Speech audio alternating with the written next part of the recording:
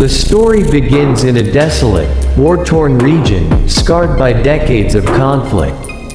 Amid the ruins, a Serbian UN peacekeeping unit, led by Captain Aleksandar Petrovic, is stationed in a crumbling military base. Their mission?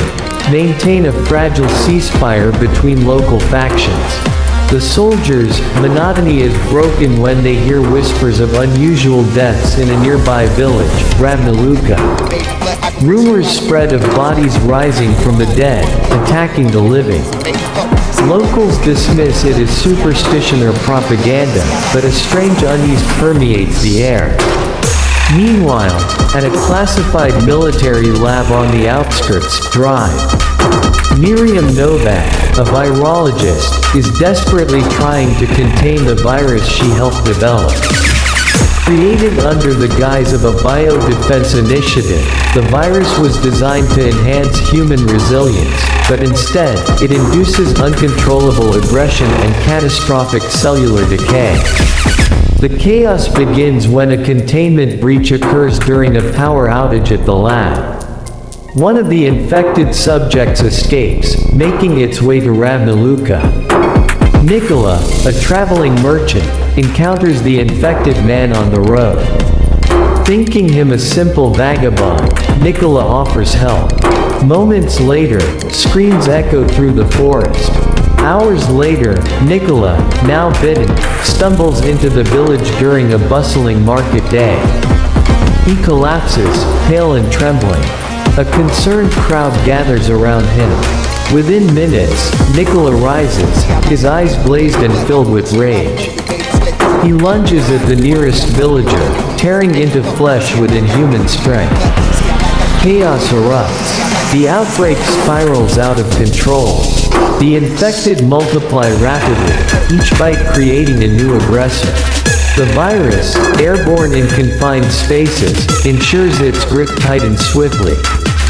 Ravnaluka's narrow alleys and clustered homes become a labyrinth of carnage. The village's only hope, a police officer named Luka Dragane, radios for help, but his calls are met with bureaucratic delays and disbelief. The regional government, overwhelmed by political turmoil, refuses to intervene. Desperation leads Luka to seek the Peacekeepers' help.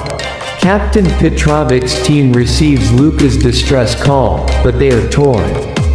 Their orders prohibit intervention in local disputes, but the escalating reports of violence and inhuman behavior compel Petrovic to act against protocol. The squad gears up and heads toward Ravnaluka, unaware of the horrors awaiting them. On their journey, the soldiers encounter a fleeing family, bloodied and terrified. The survivors recount the horrors of the village, neighbors turning into monsters, children devouring their parents. Petrovic realizes the gravity of the situation but is unprepared for the scale of the nightmare. By the time the peacekeepers arrive, Ravnaluka is overrun. Fires rage across the village, casting eerie shadows on the undead that prowl the streets. The squad fights its way through hordes of infected, their training and firepower giving them a slim edge. They find Luka and a handful of survivors barricaded in a church. The infected relentlessly claw at the doors, their guttural snarls echoing in the night. Petrovic promises to evacuate them, but with dwindling ammunition and no reinforcements, survival seems impossible. Elsewhere, Drive, Novak struggles with her guilt. She learns that the military plans to carpet bomb the infected zone to erase all evidence of the experiment. Determined to stop the spread and atone for her sins, she escapes the lab with a sample of the virus and a potential antidote. Her path intersects with the Peacekeepers, adding another layer of tension to their desperate mission. As the Peacekeepers and survivors fight their way out of Ravnaluka, they discover that the infection has spread beyond the village. Highways are littered with abandoned cars and bloodied corpses. Cities nearby report riots and mysterious attacks. In a heartbreaking twist, one of Petrovic's closest comrades, Sergeant Milan Stojanovic, is bitten during an ambush. Knowing the transformation is inevitable, Milan chooses to sacrifice himself, detonating a grenade to give his team a chance to escape. The Peacekeepers, Drive, Novak, and a handful of survivors finally make it to a temporary safe zone, a decrepit industrial facility outside the infected area.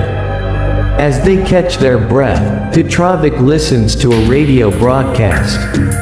The government has declared martial law and quarantined the region, dubbing it Zone of the Dead. Outside, the growls of the infected grow louder. The survivors know they are far from safe. The industrial facility, once a steel factory, serves as a fragile sanctuary for Captain Petrovic's group and the survivors. Dr. Novak sets up a makeshift lab in a control room, working feverishly on a plan to halt the virus. Tensions rise among the survivors as fear, mistrust, and the trauma of loss take hold. The facility is far from secure. The sounds of infected echo through the crumbling walls, and the survivors take turns keeping watch. Petrovic attempts to rally the group, assigning tasks to maintain morale. Among the survivors is Anna, a schoolteacher whose calm demeanor masks her determination, and Marco, a bitter ex-convict whose survival instincts make him both an asset and a liability. Dr. Novak's research uncovers alarming developments. The virus is mutating. It not only spreads faster but also enhances the infected's abilities. Some zombies exhibit increased speed and coordination, making them more dangerous. Novak theorizes that the virus is adapting to survive, potentially creating a hive mind among the infected. Meanwhile, in the surrounding region, infected animals begin appearing: wolves, dogs, and even rats, spreading the plague further. The survivors realize that containment is nearly impossible. The survivors debate their next move. Petrovic insists on finding higher ground to contact the outside world, hoping for extraction or reinforcements. Dr. Novak, however, believes the only solution is to retrieve the full research data from the military lab where the virus originated. She is convinced that with the data, she can create a cure, or at least slow the virus's spread. The group reluctantly agrees to split into two teams, one to secure a functional radio tower in the hills, and another to escort Novak to the lab. Petrovic takes command of the lab team, while Sergeant Ivana Yankovic, his second-in-command, leads the radio team. The journey to the lab is harrowing. The infected grow bolder at night, forcing the group to move in silence.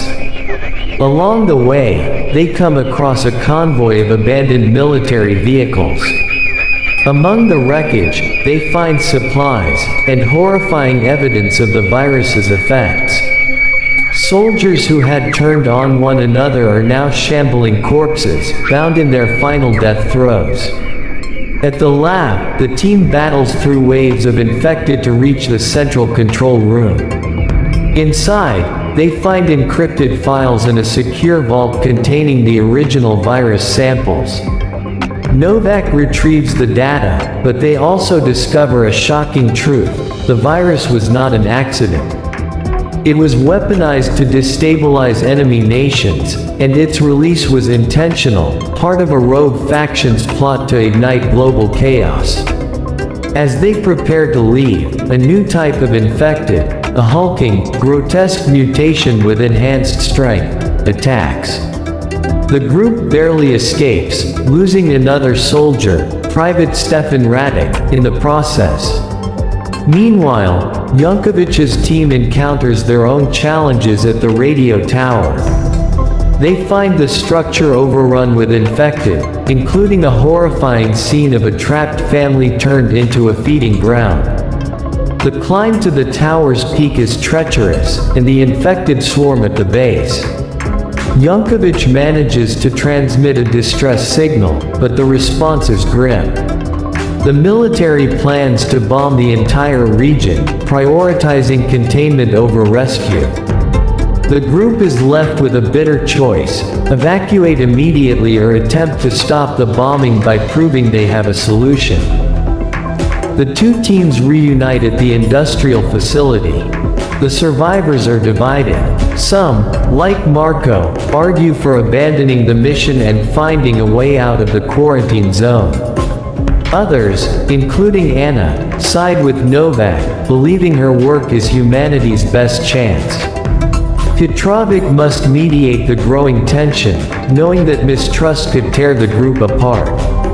He struggles with his own doubts, haunted by the deaths of his comrades and the weight of leadership. As the survivors argue, a massive horde of infected closes in on the facility. The noise from the radio transmission has drawn them, and the survivors are running out of time. They fortify the building, setting traps and barricades, but the sheer number of infected threatens to overwhelm them. In a moment of desperation, drive, Novak reveals her final gamble. She has synthesized a prototype antidote.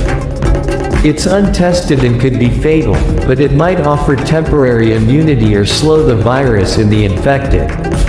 With no other choice, one of the survivors volunteers to test it.